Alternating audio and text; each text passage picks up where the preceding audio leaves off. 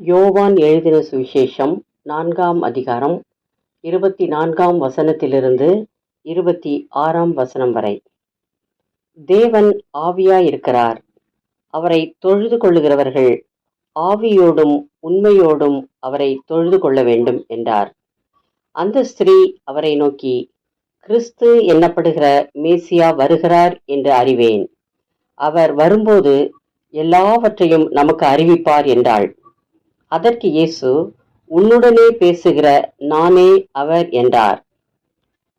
மேசியா என்றால் அபிஷேகம் பண்ணப்பட்டவர் என்று அர்த்தம். ஆதாம் தேவனுடைய கட்டளையை மீறி பாவம் செய்தான். இயேசு இப்பூமிக்கு வந்து சர்ப்பத்தின் தலையை நசுக்குவார் என்று ஆதியாகமம் 3:15 எழுதப்பட்டுள்ளது. எபிரேய பாஷையில் மேசியா என்பதும் கிரேக்க பாஷையில் கிறிஸ்து என்பதும் ஒரே அர்த்தமுள்ளவை.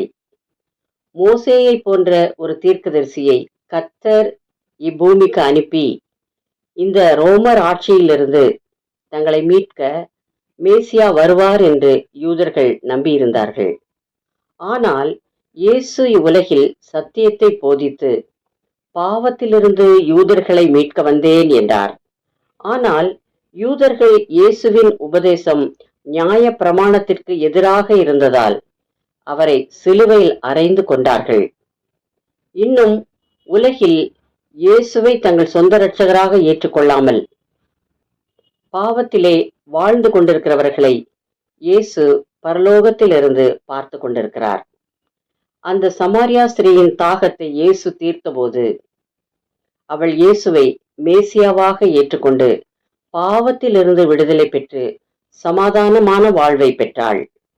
நீங்கள் இந்த மேசியாவை நம்பினால் அவர் உங்கள் ஆத்தும தாகத்தை தீர்த்து உங்களுக்கு சமாதானமான வாழ்வு தருவார். ஜெபம். இயேசுவே, என் ஆத்துமாவை பாவத்திலிருந்து மீட்டுக்கொள்ளும், சமாதானமான வாழ்வு தாரும், கடைசி வரை என்னை காத்துக்கொள்ளும்.